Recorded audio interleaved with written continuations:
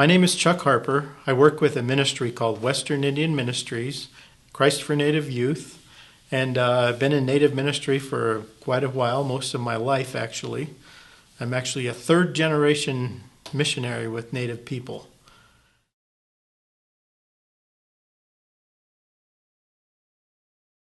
Western Indian Ministries was started in 1937, and it's been a long road, but a good road for Western Indian Ministries.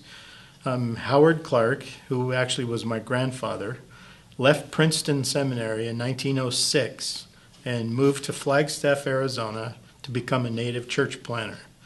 He actually planted the very first native Navajo church. I actually got to see the document here last summer that the Presbyterian Church published, and it says the official first Navajo church. And it was in a little community called Tolcheco, Arizona, which is about 75 miles northwest of Flagstaff. Well, that community doesn't even exist there today. But anyway, Howard Clark's vision was to see native leaders in Navajo churches be planted all across the Southwest. And so what he would do is he would get a group of Navajo men. He had a translator. He traveled around in his wagon, and he would teach these men under a tree, under a bridge, or whatever. And he'd teach them the scriptures and theology lessons and such. And then he'd go to a little community in the evening and have these men teach the local people.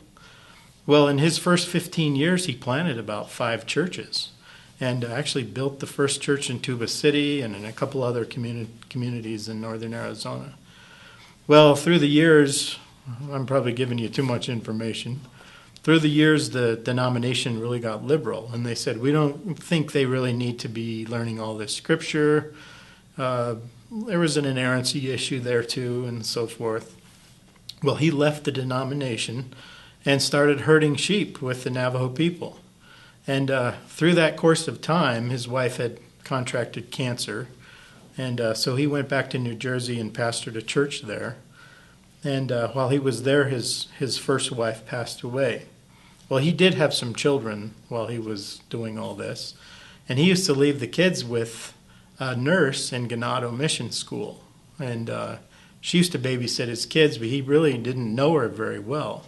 Well, when his first wife died and he was back in New Jersey, he wrote to her and he said, I don't know what he said, but he asked her to marry him. And she finally said yes. And so she went back and they were married.